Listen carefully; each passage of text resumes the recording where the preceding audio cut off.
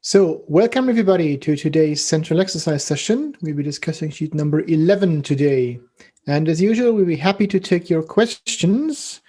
For questions, please use this chat channel here, chat.tum.de. And we're using the channel MA9711-CE for questions during the central exercise session. As usual, the chat will be moderated, and as usual, the moderator is Leslie Fernandez. Hi, Leslie. Yeah, hello everybody, and welcome to the central exercises for sheet 11. So as always, I will take care of the chat. So whenever you have the questions, like write it there, and then whenever there is time, I will bring it to the webinar. Okay, thanks a lot. So let's start right away with sheet number 11. So sheet 11 is mainly about differentiation. That's the main topic of that week, of course. We'll start with a problem that is mainly about the definition of differentiation and its application to a simple exercise problem. So that is exercise C11.1.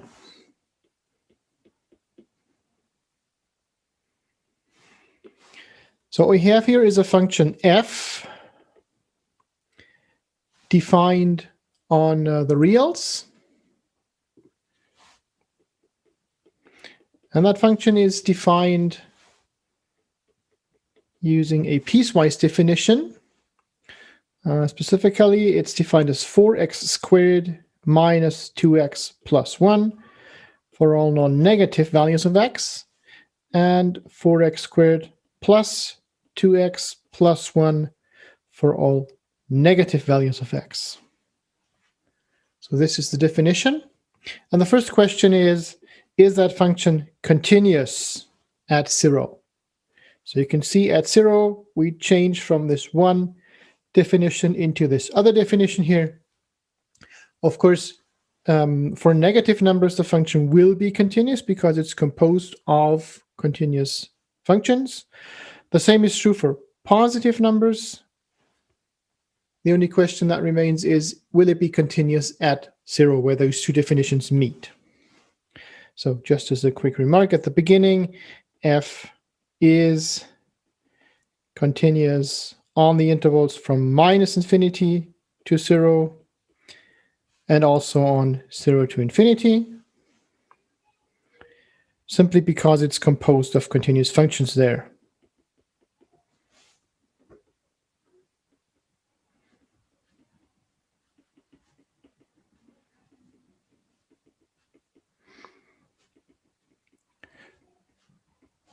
So let's investigate the function at the point 0. What we have to do is we have to evaluate the limit at 0, see if there is a limit and what its value is. And then we have to compare that limit to the function value at 0 and make sure that is equal to the limit if it exists. And if that is the case, then the function would be continuous. So first thing we need to investigate is the limit. So you want to see what the limit of f of x for x to 0 is. And as you can see, we have this piecewise definition here. That makes it a little inconvenient to compute that limit as x tends to 0, because sequences that tend to 0 might be positive or negative, or they might alternate between those two values. And depending on whether we have a positive or a negative x value, we either need to use this function term or that function term. So that means the most reasonable approach here is probably to compute the one-sided limits and then see if those agree. And if we compute a one-sided limit, that means we can be sure that the values of x that we use are either all negative or they are all positive. And then we have one of these two function definitions. And we can always be sure which one to use. So what we do here is we compute the limit as x tends to 0. Let's start with the one-sided limit from above. Now that here means x is always positive. It's always greater than 0. So that means this limit here is the limit over that part of the function definition. So we can just use 4x squared minus 2x plus 1 for f of x. And once we have figured that out, the limit is easy to compute. We can just substitute 0 into that term here, and we get 1. And now let's do the same thing for the one-sided limit as x tends to 0 from below. Now in this case, we know that x is negative, less than 0. And that means we are always in this case here, in the second one. So we can use this function term for f of x. Now we do just that. So this is the limit as x tends to 0 from below of 4x squared plus 2x plus 1. And again, once we have figured that out, we can just substitute x here, and we get the function value 1. So both limits agree. And that means the limit does exist and has the same value. So that limit is going to be 1. Okay, so the limit of f of x for x tends to 0 from above is the same as that as x tends to 0 from below. And that means the limit as x tends to 0 does exist. And we also get a value. That limit is 1. So first point that we needed is the limit has to exist, and we need to compute it. So that's done. Second point, for continuity, we have to compare that limit to the actual function value. So we need to compute the function value of f at 0. Well, that's easily done. So if we want to compute f of 0, we just need to find the right definition, and 0 is included in this case here. So we use that term. So that's 4 times 0 squared minus 2 times 0 plus 1. Of course, that's 1. And what we can see is that this limit of f of x as x tends to 0 is exactly equal to the function value. And that means f is continuous at 0. Okay, so not only does the limit have to exist, it also has to be equal to the function value. We have to check those 2 points for continuity. Okay, let's see if you have any questions already before we talk about differentiability. Yes, indeed, there is a question that it says, isn't it possible to see the solution of exercise 11.1a because of the domain on which x is defined? Why would that give you the right solution already? So the domain alone doesn't tell us anything about continuity. Let's see, consider the function. I mean, I could also define a function on R that is not continuous at 0. Simply by, for example, changing that definition just a little. I could do something like 4x squared minus 2x. Let's leave that one case here intact. And the other one, we'll change that slightly. I'm going to change that to a plus 2 instead of a plus 1. And then the limit at 1 would not exist anymore. So just because a function is defined doesn't mean it's continuous. Right? It could still jump, or the limit could exist, but maybe the function value would be different. That would be another option. Any more questions? Okay, more question is, okay, so another question is, could you please upload the solutions of sheet 11 now and not next week so that we can practice it now? The solutions for sheet 11 will be uploaded right after this class here. Is it possible to compute only the limit from below because the limit from above x equal to 0 is defined? I don't really know why you would think that. So if you compute the limit from below, that doesn't tell you anything about the limit from above, does it? So the limit from above, I mean, it does exist in this case, but we cannot infer that from the limit from below already. as I just said, the definition of f of x for those two parts here, that might be completely different. So the limits might also be completely different. Could you set the two sub-functions equal to determine where they cross, and that would also give the limit? The two subfunctions equal, I don't see how that would give you the limit. I mean, just seeing where they might cross, if they do cross at all, will not tell you a lot about the limit. Unless it happens to be. They might cross somewhere that it's not around zero. Yeah, right. Unless the cross, I mean, the intersection might be at exactly the point that you're interested in, and then you might get some information from that. That's right. But it might be somewhere else. There is one question regarding the minimum, so I'm going to postpone that when we arrive to the exercise about the minimum and the maximum. And there are like some general questions. These ones, I will take them to the end. Yeah, that seems like a good idea. Perfect. Okay. So let's discuss differentiability then. So second question is f differentiable at 0? So we know it's continuous already, so it could be differentiable. Remember, differentiability implies continuity. So a function that is not continuous cannot be differentiable at that point, of course. So the question is f differentiable? And to find out whether it is, we just have to refer to the definition of differentiability. So what we are going to consider is the difference quotient, and then we're going to take the limit of that one. So f is differentiable if the limit here, limit x to 0 of f of x minus f of 0, the point in question, divided by x minus 0, if that limit exists.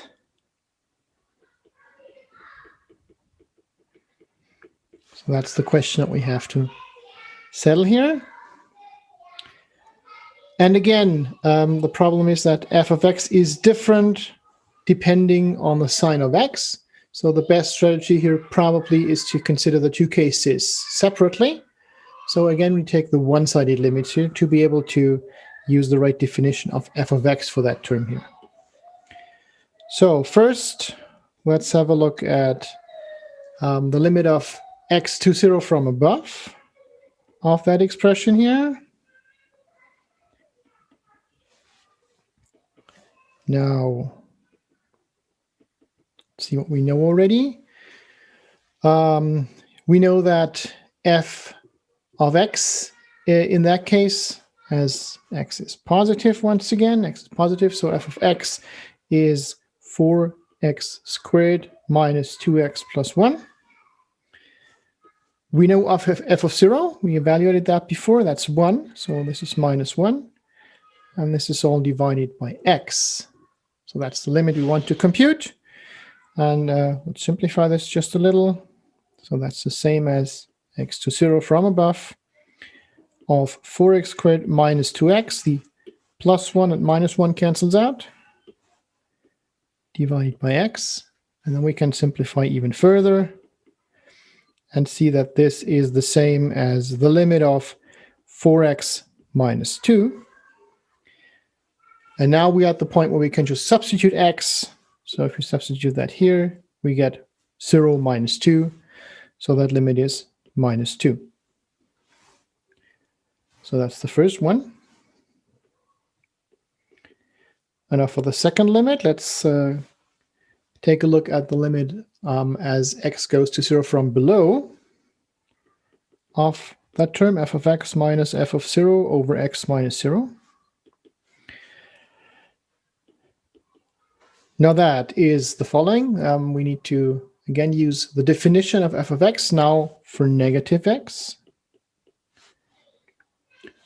So this is 4x squared plus 2x plus 1.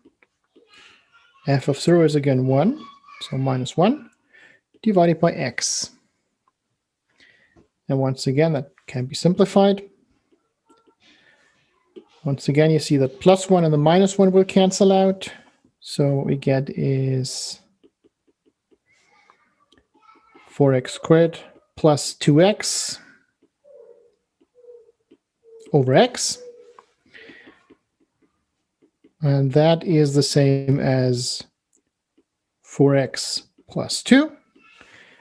And now, once again, we can just substitute 0 for x here, and we get the limit, and that is plus 2. So in this case, the two-sided limits do not agree. And that means the limit as x tends to 0 of this expression here does not exist. And that means f is not differentiable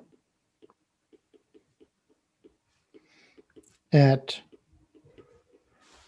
that point x equals 0. So the derivative does not exist.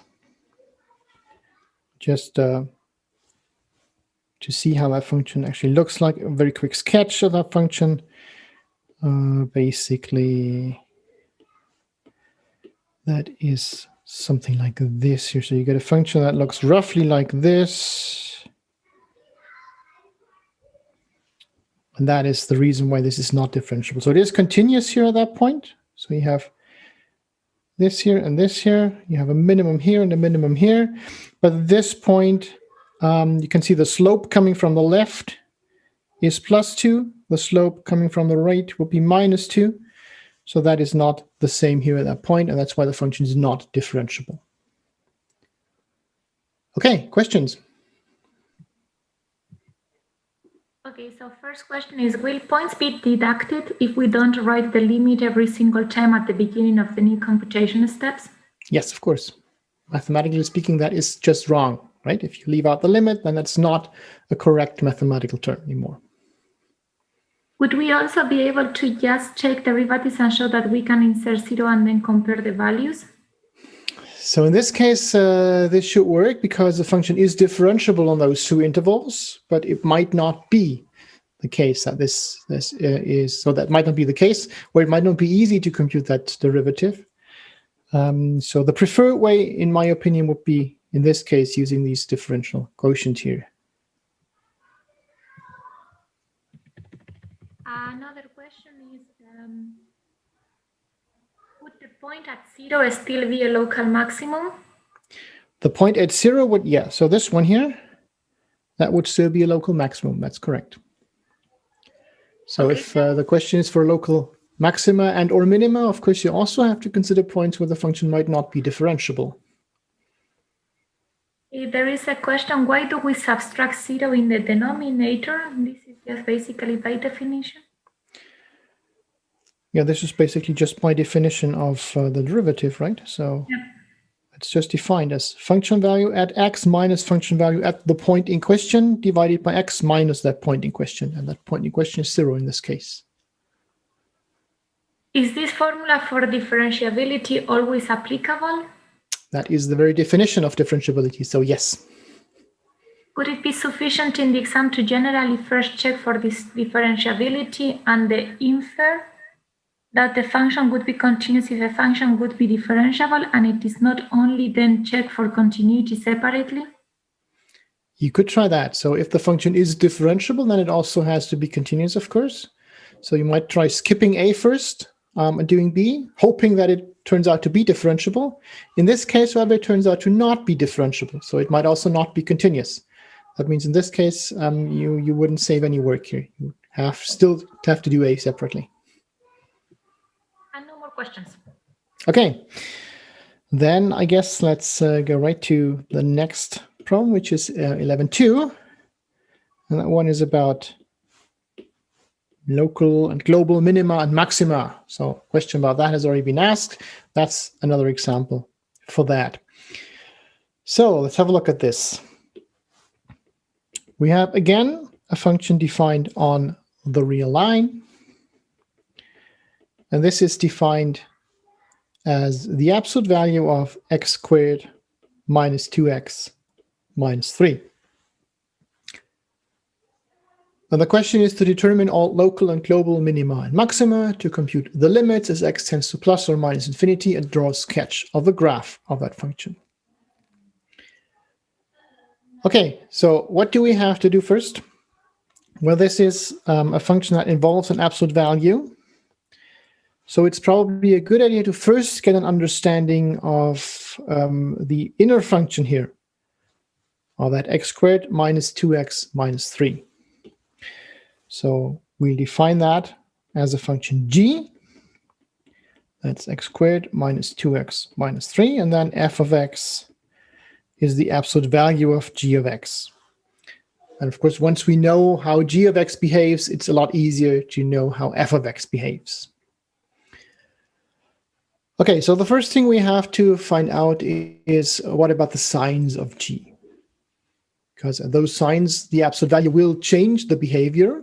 And as long as the sign is either positive, then the absolute value doesn't change anything, or negative, then the absolute value just flips the graph or changes the sign of the function. That's also an easy transformation. So we want to find out the points where the sign of g changes. That's the first thing we want to do here.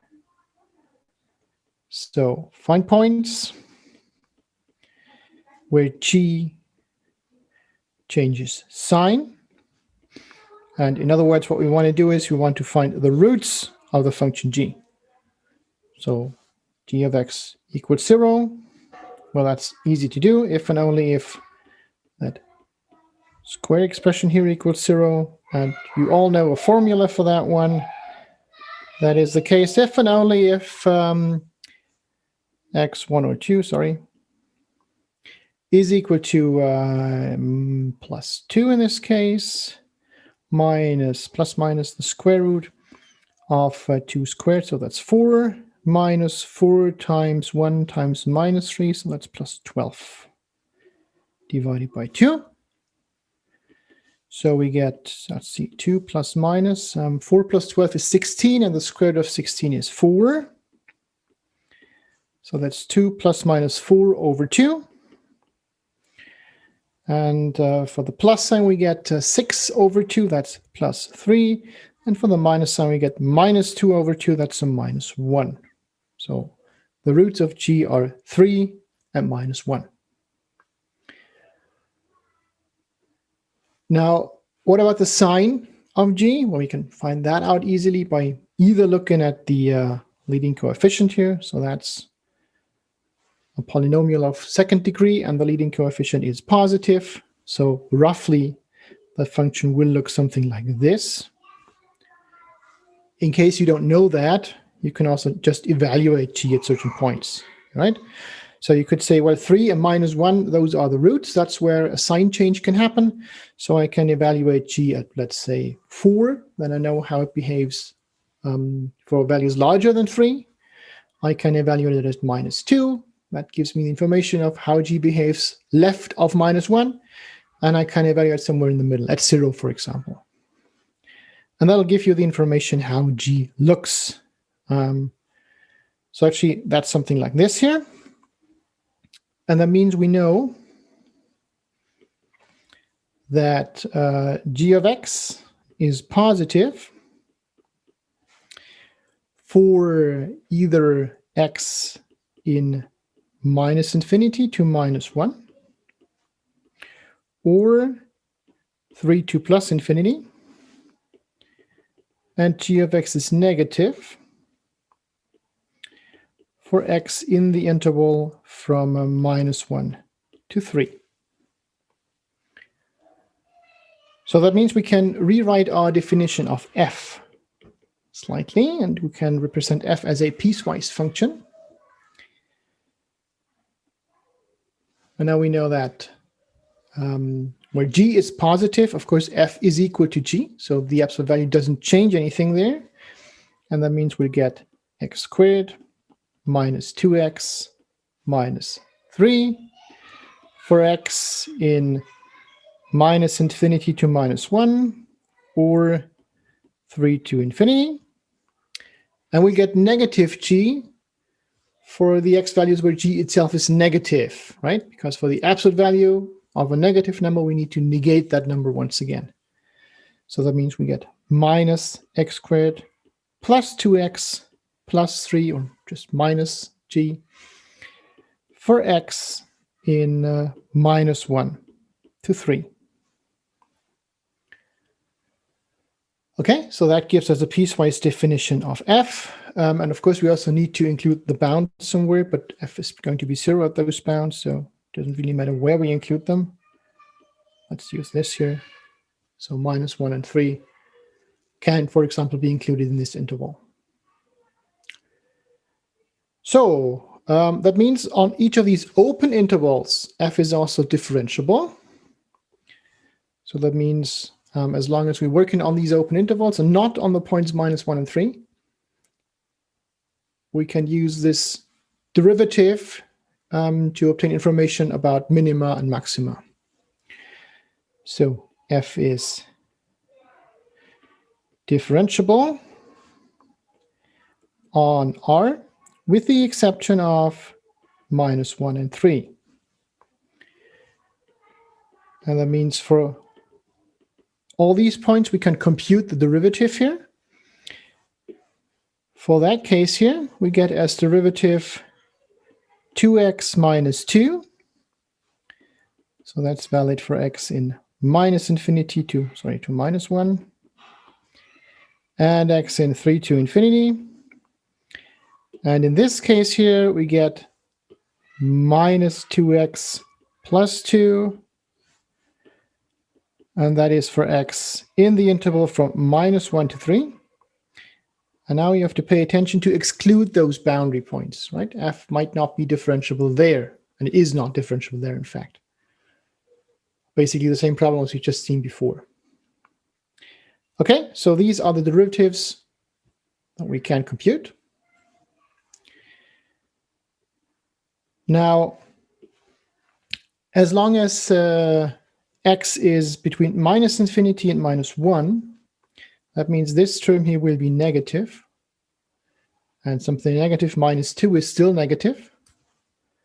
So that means we can conclude that f prime of x is negative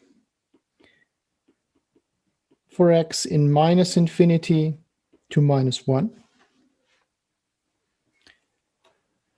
So that means it's strictly decreasing in that interval.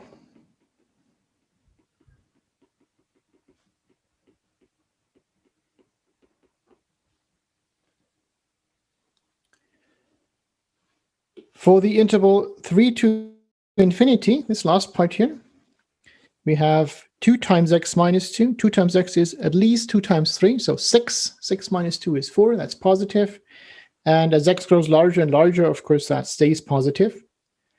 So that means f prime of x is positive, strictly positive, for x in 3 to infinity. So f is going to be strictly increasing there.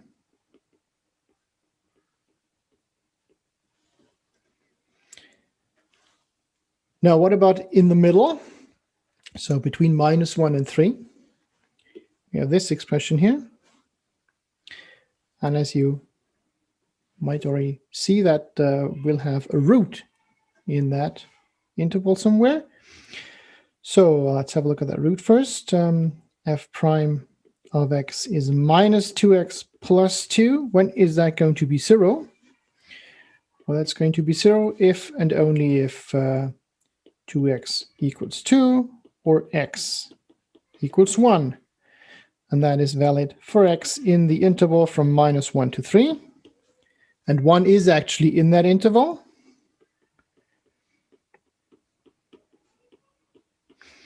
That means f has a stationary point in that interval.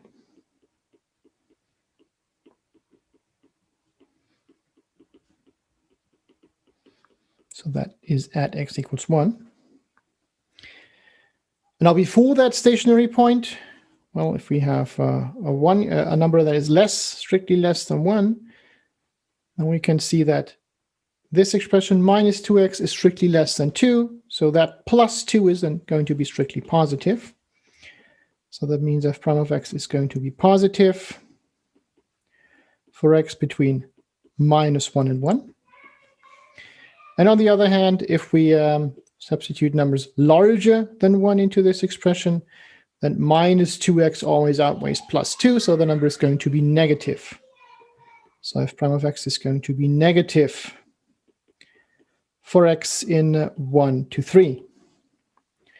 And again, that means we have a strictly increasing f here first. And we have a strictly decreasing f here later on. Now, let's collect all that information.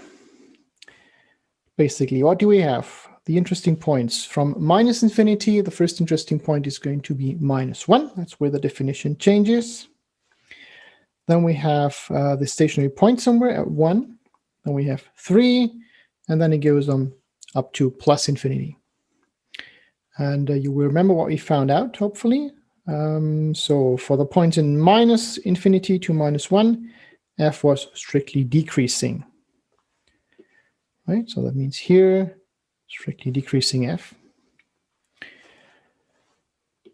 For x in -1 to 1, f was strictly increasing here. From 1 to 3, this interval here, we have a strictly decreasing function, so like this. And finally, for the interval from 3 to infinity, that's this one here, the function is strictly increasing again. So it behaves like this. And what that means is, well, we have this stationary point here. That must then be a local maximum, obviously. The function is increasing before and decreasing afterwards. Whereas these points here, -1 and 3, are obviously local minima. The function is decreasing before and increasing afterwards. Okay, so this here is a local minimum. This here is a local minimum. And that here is going to be a local maximum. So we have 2 local minima, we have 1 local maximum. Let's summarize that quickly. So f has a local maximum at 1 and local minima at x equals -1 and x equals 3. Okay, so that gives us the information about the local extrema. And you will notice that this point here, we got that via the derivative. At these points, f was not differentiable, but we still get the required information because we know about the monotonicity of the function f, right? And left of that point here. So this way we can still infer that these are local minima. Okay, what about global maximum minima? Well, that of course depends on the global behavior of the function. As we know, f of x is greater or equal to 0 for all x. What about the limit? Well, for the limit, basically, as we have seen, the function g is positive to the left of this point -1 here.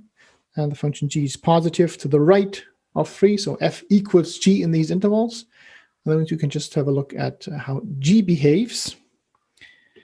So the limit of f of x as x goes to plus infinity is simply the same as the limit of x squared minus 2x minus 3 as x goes to infinity. And that, of course, is infinity. And the same is true for the limit as x goes to minus infinity.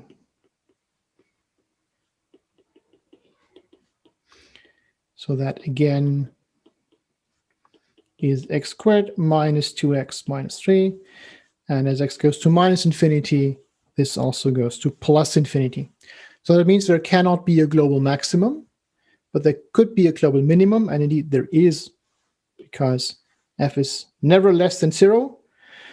And these points here correspond to a function value of exactly 0. Remember, those were the roots of the function g, right? So f of -1 is 0. F of 3 is 0. Oops. So the function value at those 2 points is the same. And there is no point with a lower function value. That cannot be. And that means both are also global minima. So we can conclude that f has no global maximum, but global minima at x equals -1 and at x equals 3. And finally, of course, we can try to sketch that function quickly. So basically, let's see.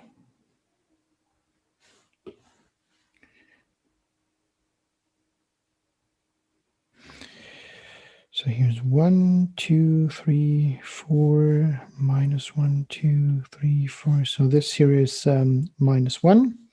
This here is 3. Those are going to be the roots of G, and that means also roots of F and the two global minima. Then at 1, we have a global maximum, and at 1, well, a function value of F at 1. Let's see if we can compute that as well. F of 1. The value is 1 squared, so that's 1 minus 2 minus 3, absolute value of that.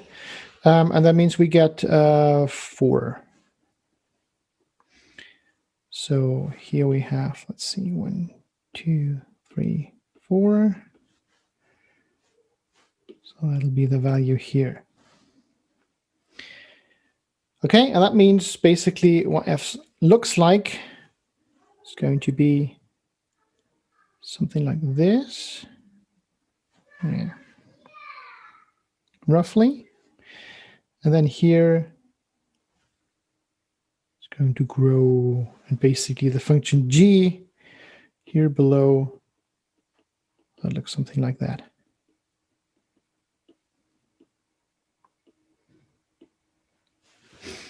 Okay, so this is G.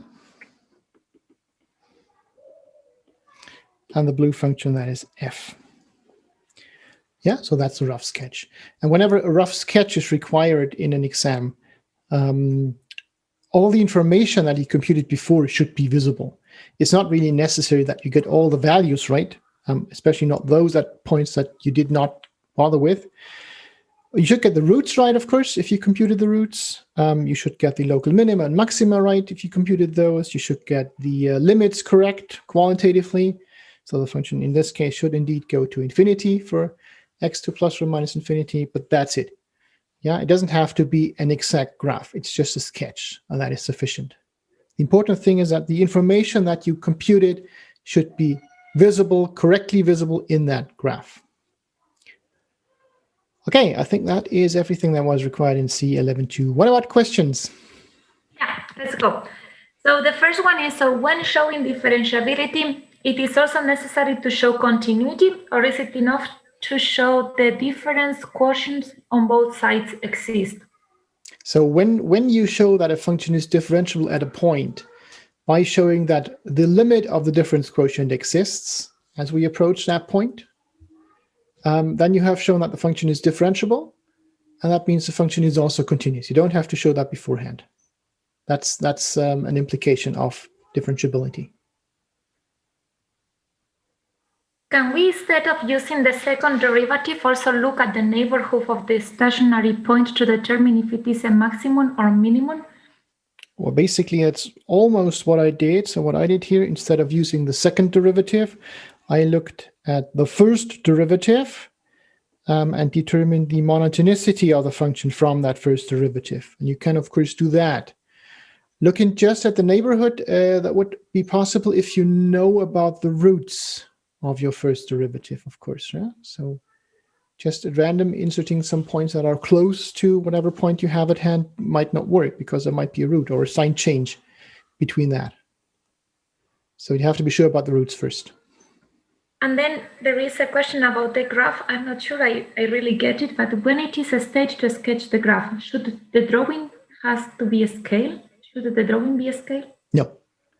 No, the drawing doesn't have to be at scale. As I said, all the important information should be there, and you will probably want to label your graph similar to the way that I did, so that the corrector knows, for example, what coordinate that is supposed to be. In my case, that's supposed to be 3, but it doesn't have to be at scale. Okay, then I think I missed this part. Doesn't the minus at minus x to the power of 2 cancel out? Why did we have minus x to the power? Where is the minus here? I think I was answering something else and I kind of like missed it. And maybe there in between. Maybe this one here? 1 and 3, I guess. So what I'm doing here is, so this here is not f of minus x, but that is minus f of x, right? That is usually not the same thing as f of minus x. So the minus x is not inside of the square as an argument, but the minus is in front of that square and all the other summands. Okay, so this here is the negative function evaluated at x. Now it says, do we have to define gx piecewise to get full points on this exercise, or is it sufficient to just determine extrema lim and sketch it? But G is not defined piecewise. F would be defined piecewise. Of course, you can also just have a look at G, understand what G looks like, where its extrema are, and then conclude, then make your conclusions on the extrema of F from that. That would also be possible, yes. I guess that's what you mean. Otherwise, please clarify. Can we write it like less formal in the exam, or do we get points deducted? You might get deductions if you get things mathematically wrong, let's say it like this.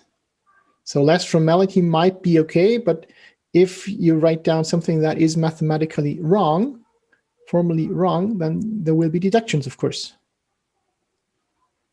I just as a quick remark, I would try to stick to the formalities.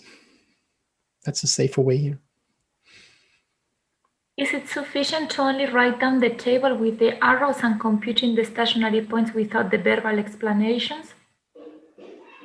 Well, just this table, I mean, you somehow have to justify this table, right? You somehow have to get the results that are in this table here. So if it's sufficiently clear how you arrived at these results here, the stationary points and the monotonicity, stuff like that, then that would be fine. But there needs to be some explanation how this is derived. Okay, so then what are the conditions such that one can split the limit x plus y into limit x plus limit y? It could do that in this exercise. Does that have to do anything with the exercise? Okay, maybe we continue, like aren't -1 and 3 global minima? -1 and 3 are global minima, yes. I hope that is what I stated. Yeah. Yeah, global minima at -1 and 3. So these points, you can see that in the graph, right? So those are global minima, that's right. And that's a local maximum, but of course -1 and 3 are also local minima. I think the next text was already answered. Can you explain why the sign changes of the quadratic function for -1, 2, 3? This, we just answered it. How did we find out that f is not differentiable on -1, 3? Well, we didn't explicitly have a look at that, but I mean, from the other computations that we did not need that differentiability. We could have investigated that, but from all that we did, it should be pretty clear that it's not, right? If you look at the graph here, then here you have a negative slope, here you have a positive slope, and they meet at this point, so it can't be differentiable here, and pretty much the same happens here.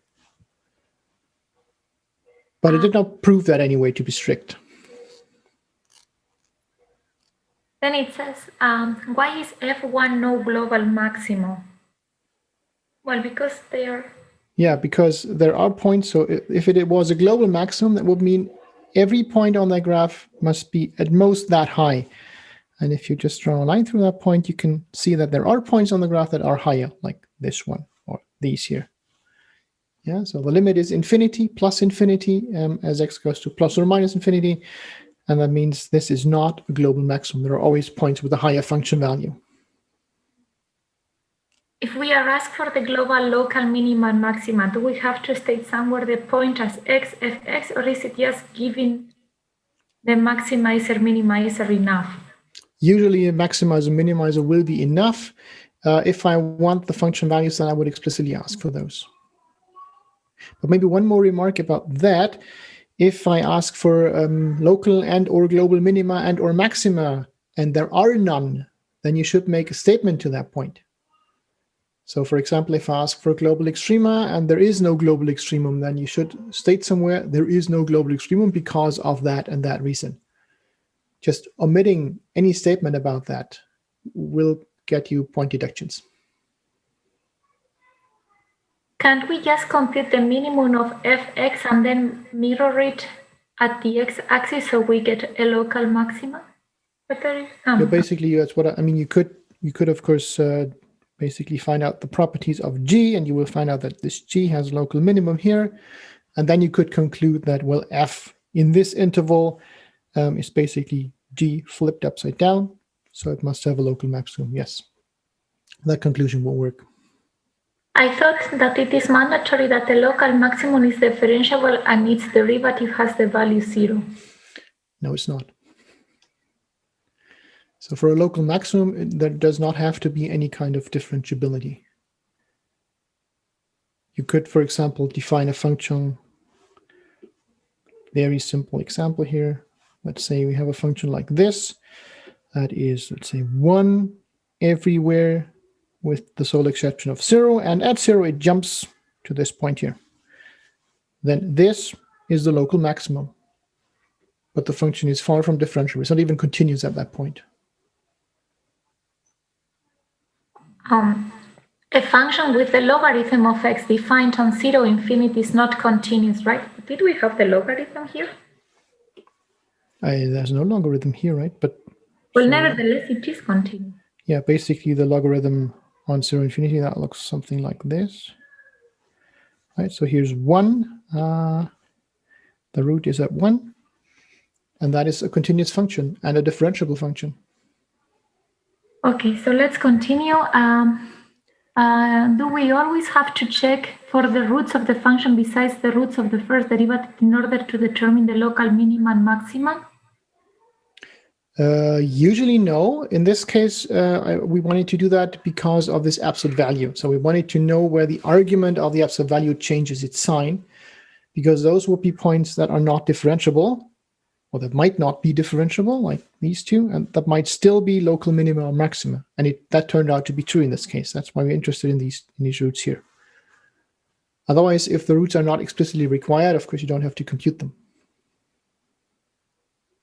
Aren't there absolute value signs missing in the last limit calculation of fx before the sketch? I actually don't think so. Mm-hmm. I mean, you could add them if you're happy with that. I could add them here. It doesn't make a difference as we're going to plus infinity anyway, right? So for low enough values of x, in that case, the expression is always going to be positive, and that's all that's interesting here. Yeah, but formally, you're right. You should add them. How do we know the monotonicity for the intervals regarding the roots? Regarding the roots? Well, I think okay, maybe what it means is that because like the first order derivative, like the sign of the first order derivative gives you whether it's increasing or decreasing. From there is what it comes. Yeah, right. Yeah. Okay, so how do we know there is a global minimum without looking at the graph? Because we know the local minima. So these are the local minima. And of course, a local minimum will always be a candidate for a global minimum. So what we have to do is we have to compute the function values to see which of one is the lowest. In this case, they both have a function value of 0, so both are equally low. And then we have to be sure that the graph does not go below that point anywhere. And we'll usually see to that using the limits for x to plus or minus infinity, but there might be situations where you have to compute other limits, of course. That somewhat depends on the behavior of the graph. So you'd have to have a rough idea of how that graph looks like before you can say that, yes. What is the main problem of just computing the derivative within the absolute value bracket right at the beginning? The main problem here is that it's just not correct, probably. Yeah, I have to say I do not understand the question properly. Just computing the derivative within the absolute value without the absolute value brackets right at the beginning. Oh, so but yeah, if you do that without the absolute value, then basically, again, you're discussing this function g here. And that is, of course, fine if you afterwards make the correct conclusions. So from the properties that you find out about g, you can make your conclusions about the properties of f. And if you do that, that's fine, yeah. But you should make that explicit. You shouldn't say something like, I'm differentiating f, and then I just keep the absolute value. That's horribly incorrect. How much point would this task have in the exam? Because 5 points, therefore 5 minutes would be a little bit less for the writing workload. Did I say that this is worth 5 points anywhere? No, we don't. I can't say. That depends on all the rest. All the other problems, that also depends on the specific setup of this problem. I cannot say that this is worth a certain amount of points. Can a global maximum or minimum be hit more than once, like we hit 6 at x equal to 3 and equal to 9? Yeah, of course, that's possible. So in this case, you have two global minima, same function value, but there's two different points. And of course, that could happen more often. Think of a function as an extreme case. Think of a function like the sine or the cosine, right? It looks like this. So here the global maximum is, of course, 1, and that is attained over and over again. And the global minimum is -1, and that is attained over and over again an infinite number of times in this case. So that doesn't have to be unique.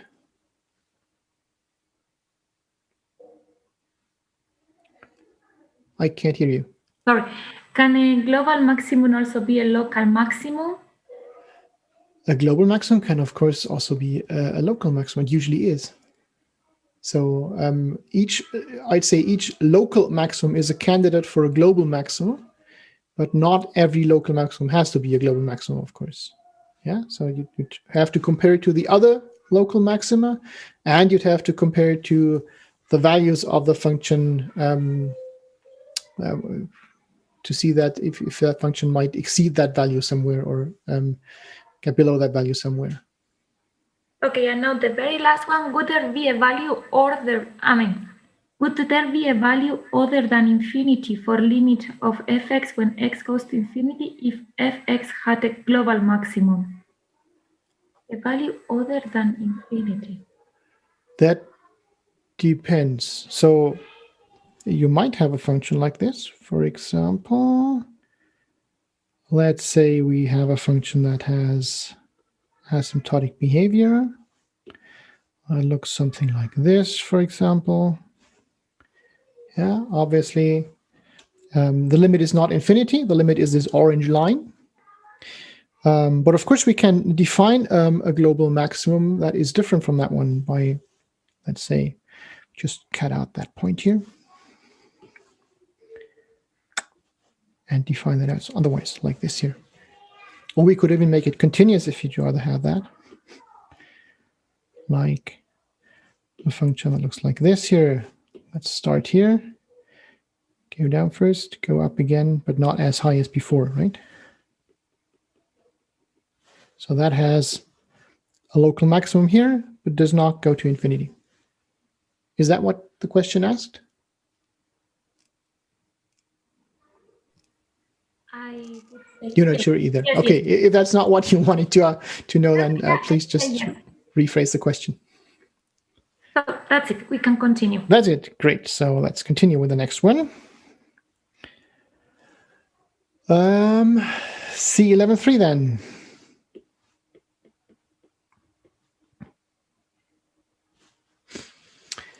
So this is about the derivatives of sine and cosine and also of tangent.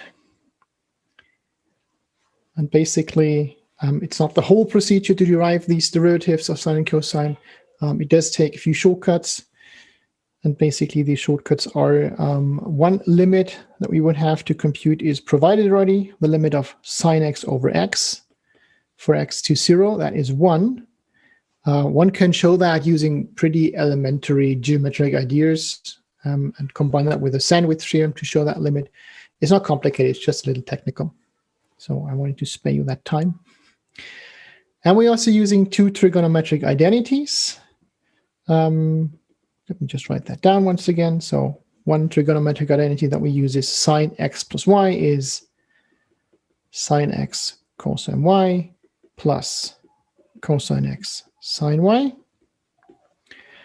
Again, pretty simple geometric arguments can be used to derive that trigonometric identity, and the same is true for the other one, cosine x plus y. That's cosine x cosine y minus sine x sine y. And using these three facts, we'll derive the derivatives of the sine and the cosine. And the first thing we need to do for that is to compute one more limit. We want to know the limit as x tends to 0 of the cosine of x minus 1 over x. And you notice the cosine of x goes to 1, of course, so the numerator goes to 0, 1 minus 1, and the denominator goes to 0. Right? So we cannot just substitute x equals 0 into that expression and get the limit. We have to do something more involved here. And again, what helps in this case is a trick that we have already applied in other situations that might not be obvious in this case. So the trick that we want to use is we want to take this cosine of x minus 1 and multiply that by cosine of x plus 1. And then, of course, we have to divide by cosine of x plus 1 in the denominator. And we all still have that x here. And the reason for that is that we want to use our limit of a sine. So we somehow want to get from the cosine to the sine. And the way to do this is using this other identity that you hopefully all know, which says the sine squared plus the cosine squared is 1. And that's why we want a cosine squared expression here. And that's exactly what this little trick here does. So that yields our cosine squared expression. So here we get cosine squared x minus 1. And we just keep the denominator.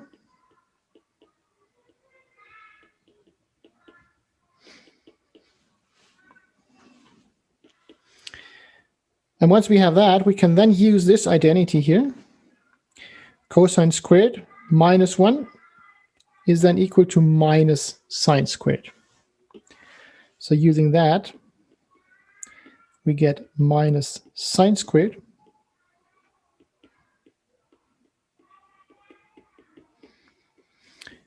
and remember, minus sine squared, what that means is basically just minus the sine of x times the sine of x. That's just a shorthand for that. So we can now split this limit into two parts. And one of those two parts will be the limit that we know. And that's this first one here. So sine x over x. We also take the minus with that. It doesn't really change anything.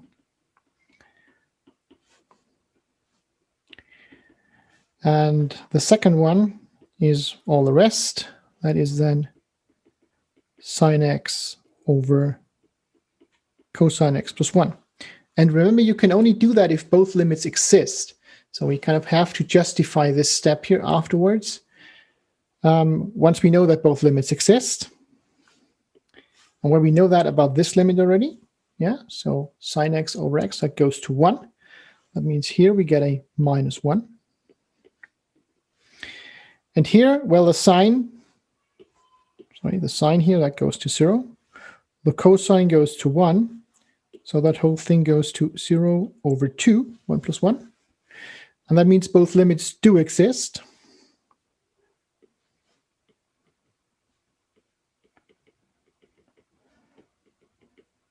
So this step was really justified.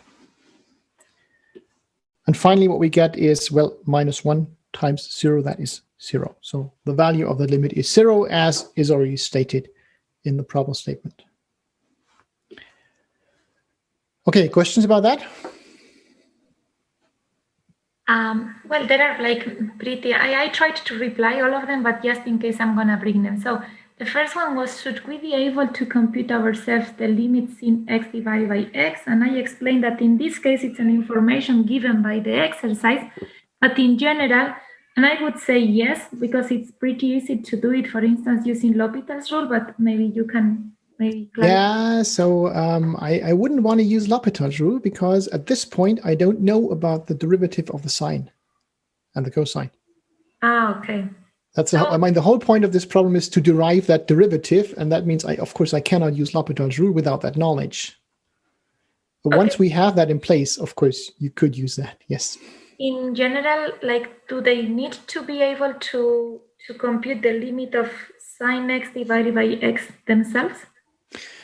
So I would say if I guide you through the process, then yes. So I might, for example, give you the idea of the geometric setup that you need. And I would say something like, consider this area, express them in terms of this and that. And then consider this expression and derive the limit from that. Yeah, if you get some guidance, that should be doable, yes. But of course, not without any guidance here. You'd have to get a rough idea of what that geometric process looks like to be able to infer that limit. Okay, then there was the question, we could use L'Hopital's rule for A, so it has been asked, and there are no more questions. Yeah, and of course, once we're done with this, you know about the derivative of the sine and the cosine, so then you're free to use L'Hopital's rule for similar problems. Okay, so let's have a look at part B.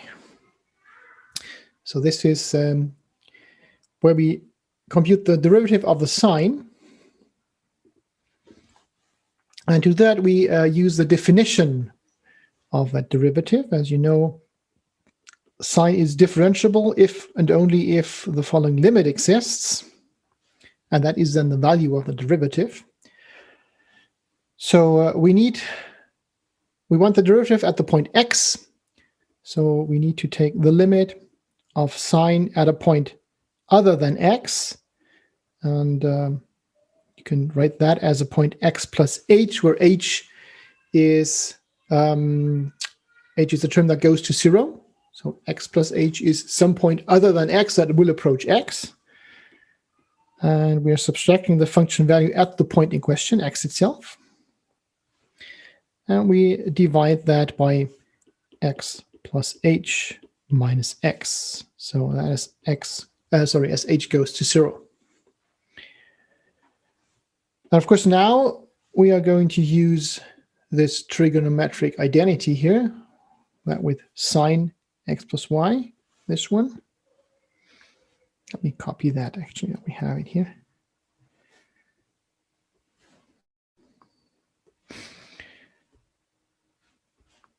Right, so this is when we need this identity. And we're going to apply that to this expression, sine x plus h. And if we do that, we get the following limit. H goes to 0 of, so we have sine x cosine h,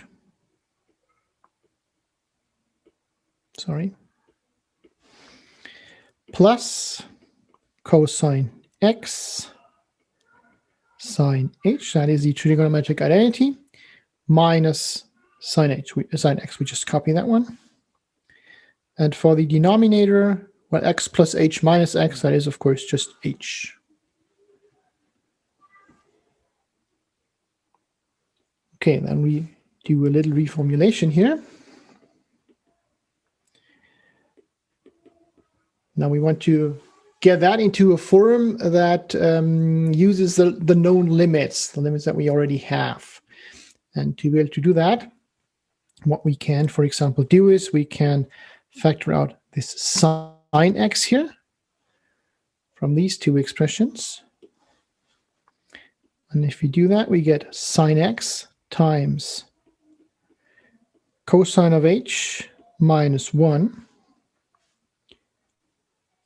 divided by h.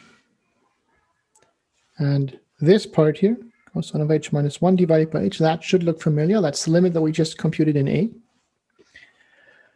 And what remains is then cosine of x times sine of h. And again, this expression here, sine of h over h, that is also a familiar limit. So we split this expression up into two parts now. The first is the limit of sine x, which is a constant in terms of h, times this cosine limit here. So that's the first limit. And then the second one is the limit as h goes to 0 cosine of x, which in terms of h is again a constant. And here we have sine h over h. And so these h parts, we know about these already. So this limit here, according to A, is 0. This limit here, according to the problem statement, is 1. So that means this limit exists, and it converges to sine x times 0, so that vanishes, and we're left with cosine x times 1. And that shows that the limit exists for h to 0, and the derivative of the sine at x is indeed the cosine of x. Okay, questions? Yeah, there is one question that it says, so in A, in the step where we split the limits and x goes again to 0, I don't understand how can you do this with sine x divided by x? Wouldn't that be sine 0 divided by 0 and that forbidden? Well, yes, but we already, in the problem statement, it's explicitly stated that this limit does exist and the value of that limit is 1. We have not shown that, strictly speaking, but that limit is given.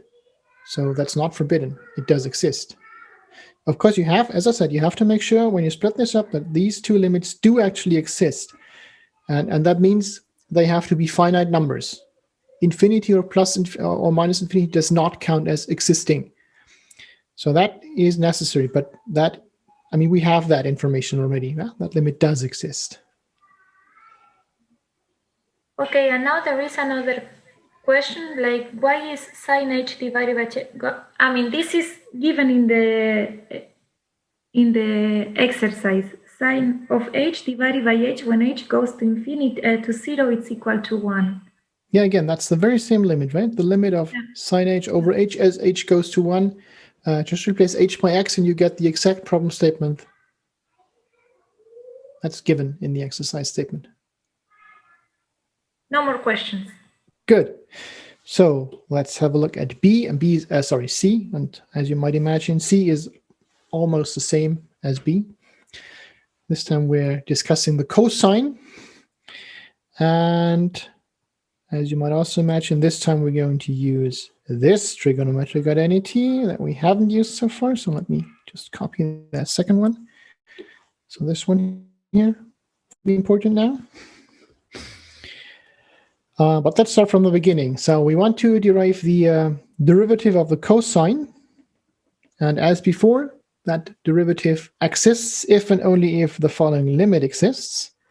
Again, we use the version with h to 0 of cosine of x plus h minus cosine of x divided by x plus h minus x. Okay, and again, we use that trigonometric identity. Let me pass it here. So We can have a look at that. So we're going to apply that to cosine of x plus h. And doing so yields the following expression. So we have cosine of x times cosine of h minus sine of x times sine of h. And then we have to copy this minus cosine of x here. And of course the denominator. And the denominator, again, x plus h minus x, that is simply h. And again, the idea is now to group those terms in a beneficial way. First thing, we're going to factor out cosine of x, because that will yield cosine of h minus 1. Yeah, hopefully that limit is familiar somehow. So that's the first part. Cosine of x times cosine of h minus 1 over h. And we're left with sine of x times sine of h, this part here. And now again, we split that up into two different limits. The first one is the one we just factored out. So cosine x times cosine h minus 1 over h. And the second one is whatever remains here. That is the limit of sine x times sine h over h. And again, in terms of h, these two expressions are constants, so we can just disregard them for the limit. This is, again, the limit that we derived in A, and you will remember that was 0. So this is cosine of x times 0. That goes to 0 here. And then we have this sine h over h. That goes to 1. So we get minus sine of x times 1. And altogether, this is just minus the sine of x. So to conclude, we have shown that the cosine is differentiable everywhere, and its derivative is the negative sign. Okay, questions? There are no questions. Wonderful. Last one then, part D. So that's hopefully a simple one. Once again, that is about the tangent. We have not discussed that before. The tangent, basically just take it as a simple abbreviation.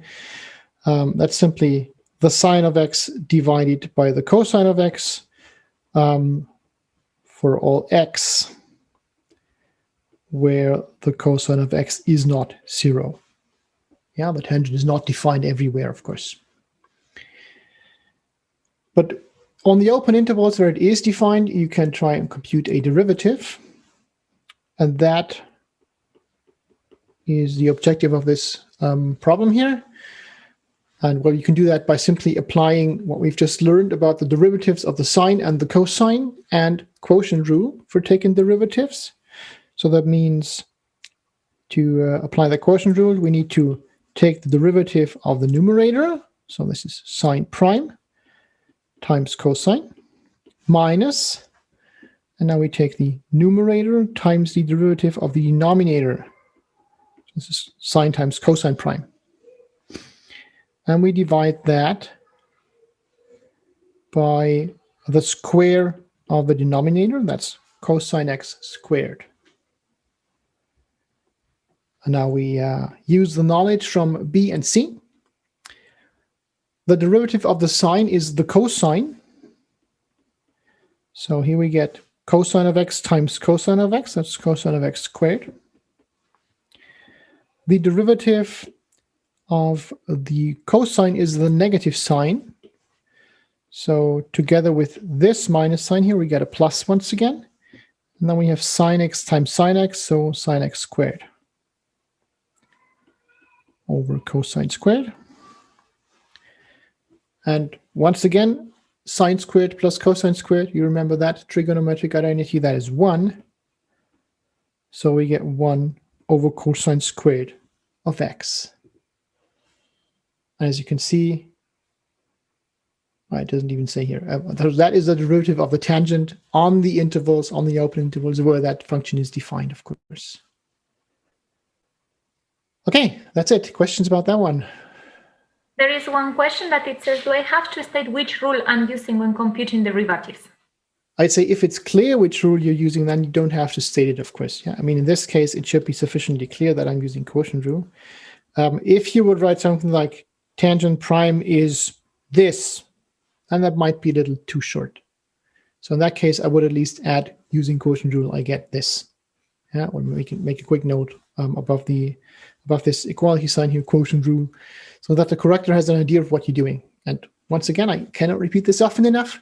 This is especially important if you make a mistake, so that the corrector at least gets to know that you have the right idea, and that might save you a point or two, just in case. So I take that split second to write a quick note if it's not really clear what I'm doing. Are we allowed using formulas like derivative of sine and cosine without proving it? From now on, yes. Basically, that's the point of this exercise. I wanted you to be aware of those derivatives, and I wanted you to be able to use them, so now you're allowed to do that. I'm a bit unsecure of something. I'm a bit unsure of something. Can you take the derivative of a function with factorial in it? And if so, is there some rule that is important to that? With factorial. So basically, a factorial is, let's say, a glorified product. And of course, that would be possible to take the derivative of such a function using product rule. Yeah. So can we write sec square of x? You mean like 1 divided by the cosine square? So you want something like 1 divided by sine of x? Like, I think, yeah, sec square, is it 1 divided by cos? So as far as I know, the second sec square, why square? Mm-hmm. Yeah, that one, yeah. So the second is I think just divided like this. So if you want to square that, then of course we'd have to square the sine as well. Is that right? Well, then I guess it's like the 1 divided by the cosine square. It's not 1 divided by sine square. So I think so. Yeah. Are there any videos published on Moodle about the whole topics in cosine and the sine, the cosine, and the tangent? Sorry, which topics? About the trigonometric function, like in the sine, the cosine, and the tangent. No, basically no. I talked briefly about the definition of the sine and the cosine. So that was a linear algebra part. You should have an idea of what these are. But I have tried to avoid them up to this point, to be honest. But they do make for some nice examples when we talk about differentiation, because they tend to reproduce themselves after a while. That's why I introduced the derivatives here in that exercise without actually doing all the technical stuff. I mean, I could have done a video about this geometric idea. I avoided that. I don't find it very interesting. Just another question about finding global minima or maxima. Is there a general approach how to do this? Well, usually general, no, because all functions are different. There's no general recipe that fits all. Usually what you'll try to do is find the intervals where the function is differentiable, because that always makes it easier. Then find the stationary points. Then try to classify those using either higher order derivatives or using information on the monotonicity from the first order derivative. And then have a look at all the points that you could not classify that way. So all the points where the function might not be differentiable. The most prominent example would be either things with the absolute value, like we had in 11.2, or boundary points of intervals. The function might also not be differentiable. For example, if you think of a function like just a very quick sketch. If you have an interval, let's say from 0 to this point here, and the function is defined on that interval, you might have something like, let's say, function looks like this, right?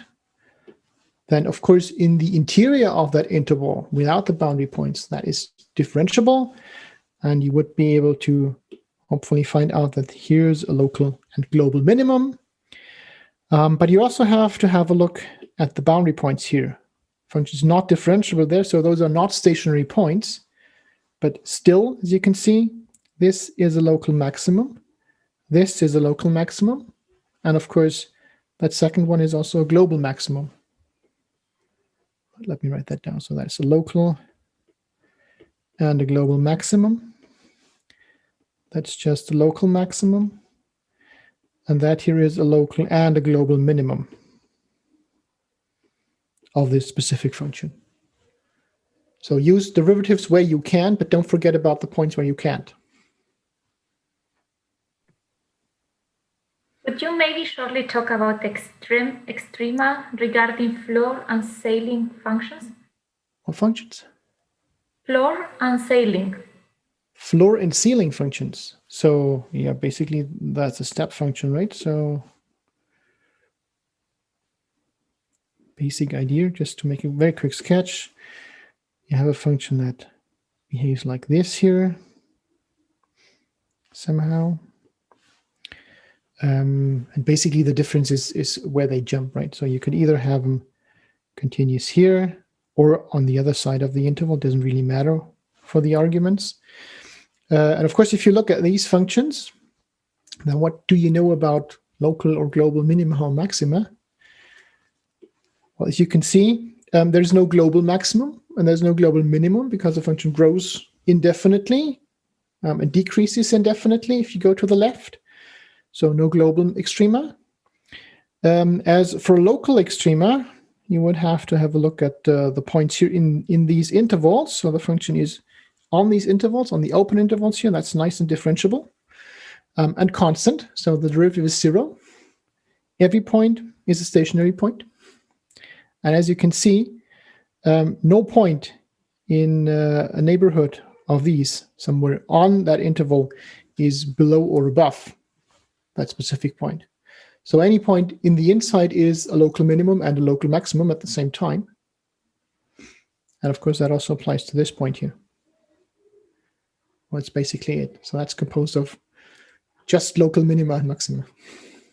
Oh, no, I made a mistake. I'm sorry. This point is, of course, not a local maximum, just a local minimum. Because close to that point, there's always a point in that interval, so it jumps up, right? So not a local maximum. There's always higher points in any neighborhood. Okay, so basically the interior, this here, this means those are local maxima and local minima, because there's always a neighborhood where this is the lowest and the highest point. This point here is not. I need a different color for that. So these points here, in every neighborhood of that point, you will always find a point that is higher, but you will not find a point that is lower. So in this case here, that is a local minimum, but no local maximum. And as I said, there are no global extrema. There is one question that it says, so all maxima are always local and sometimes global maximum. Yes, of course, yes. So basically the local extrema are the candidates for the global extrema. Yeah. Maybe now we can go to the general questions. Yes, sure. Okay. So, okay, well, maybe before we go to the general questions, just a quick reminder in case you have forgotten, the second test drive is currently live. So it started at 8 o'clock this morning. You should all have the URL in your TOM online exam registration. And the submission deadline is tonight at 10 o'clock. And just to mention that once again, this is just meant as a technical demo. It will not have any consequences. All the participation data will be deleted before we correct the actual exam, so we don't have access to that. And it also will not be corrected. So that's the idea, is that you can experience the TUM exam interface once again, can try out whatever you want to try out during that time. There will not be any consequences from this examination. So participation is completely voluntary. There is one question maybe before we go to the general ones that they just came. Like when we computed the derivative of the tangent, we arrived to the point of having 1 over cosine square. Yes. Yeah, okay, but like there is a question that it says, can we also write that the derivative of the tangent is 1 plus the tangent square, because like you get 1 plus sine square divided by cosine square? Yeah, you can reformulate that, of course, yes. Yeah, and if that's you prefer that, that's fine. Yeah. Okay, so now general questions. There are like a few of them related to the test drive. So, okay. First of all, can you also upload the solutions of sheet 12 today? I don't have that ready right now, so no. But I will I will try to do that during this week, so before Monday. How similar is the actual exam compared to the test today at TUM exam? I won't say anything about that. Basically, my intention was not to provide an exam that was somehow similar to whatever is going to be on the real exam. This is just meant as a technical demonstration. So, of course, you can use all the problems in there as exercise problems, and some of those are taken from the sheets, actually, so you should know those already. But that does not mean that it's representative for an actual exam. Okay, so then do we get the solutions for today's test exam? Because no. Okay. And second question from the same person is, do we just upload it up to check the format and everything? Mm-hmm. Yeah. Right. You just upload it to experience how this TUM exam thing works. And basically, that's the idea behind that, so that you know how that works, that you get a chance to test your technical equipment. And by the way, that was also the intention behind putting that many problems on that sheet, most of which you know already. So that's not meant as much of an additional exercise. There are some new problems, and of course, you can use those as additional exercise. That might be a good idea. But the main idea was to fill a representative number of pages, so that you can see how fast your procedure works. So the actual exam will have about that number of pages to scan. When would we receive the mock exam if we reach the 70% average? If you reach that 70%, I have to talk to the quizmasters actually when the quizzes will be concluded, but probably right after that. So whenever it's clear that you've reached that limit, I'll put the mock exam online. Will the exam be approximately 50% calculus and 50% geometry? I can't say. Okay, now let me come back to the chat. I am really sorry. I completely forgot again about the YouTube video. I don't know whether, Michael, you had some time to look at that. This YouTube video. About that -1/12, yes, I did actually. And I also find a video that points out all the things that are wrong about this. I will post a link to Moodle.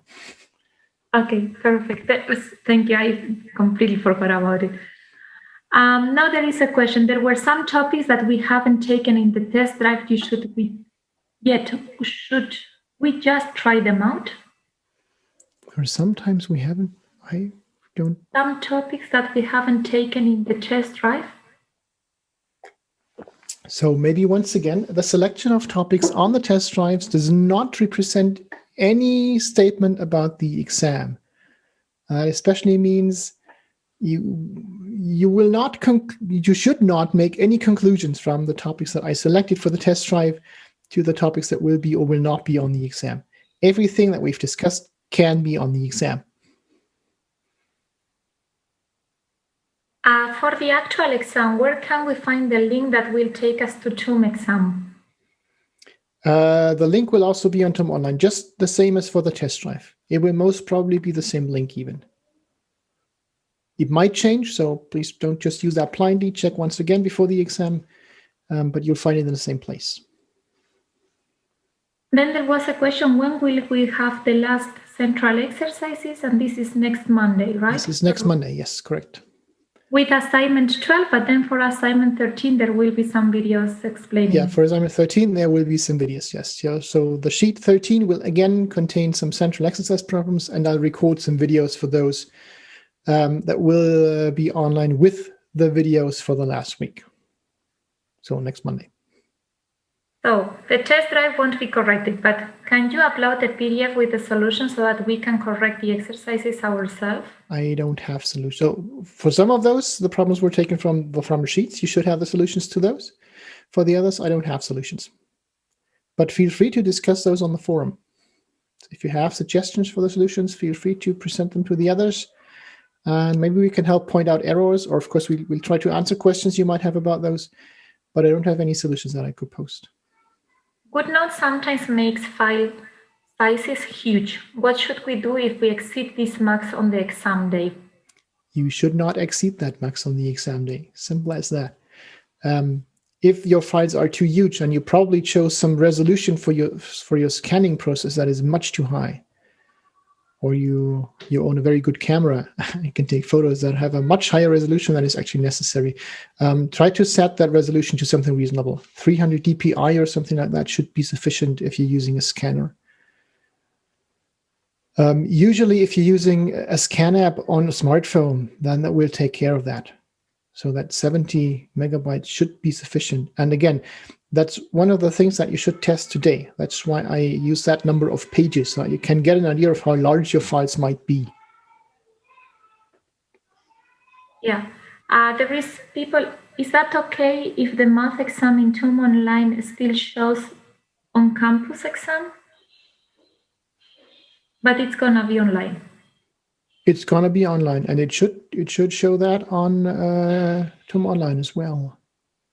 So if that's not the case, if you're seeing false information on TOM Online, then I would appreciate if you just took a screenshot and sent that to me so we can investigate that.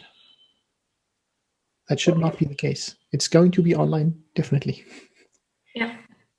What is recommended for Windows users alternative to Edge? I'm not a Windows user myself, so I don't have a lot of experience. I've heard good things about Drawboard. Maybe you want to give that a try. Yeah, look, somebody has written Drawboard PDF is pretty good. Yeah, someone recommended that on the forum. And I also heard some colleagues say good things about that. So I would try that. Where exactly on TOM Online can I find a link for the test drive? If you log into your exam registration, there should be a field that's called information, and there is a link. Also, you should have received an email in the very early hours of this morning that would also contain that link. If you haven't, maybe check if your email forwarding is set correctly. And if you have email forwarding for your TOM email address, then please also make sure that you have not exceeded any storage limits for your email provider. I got back a couple of emails that said this email could not reach its destination because the limit was exceeded. That should not happen. When do we get the results for the real exam? When you're done correcting. We try to be quick, but I can't make any promises. In the first test drive, I only use my smartphone camera, and the corrector wrote that I should adjust to in A4 format, but it was also corrected. Should I use a scanner app to take the photos, or is a normal photo enough? I would suggest using a scanner app, yes, because that A4 format is important. We made a big effort of getting all the scans that you gave us for the test drive into TOM exam so that you could get feedback. We might not be able to make that effort for the actual exam. So if a scan is really bad or really off format, then we might just have to reject it. There are no more questions. Wonderful. So then thanks a lot to Lucy for moderating. My pleasure. And as usual, I hope I'll see you in the tutorials. Again, there'll be tutorials this Thursday and next Thursday once again. And otherwise, I'll see you once more next Monday for the last central exercise sessions. So see you then.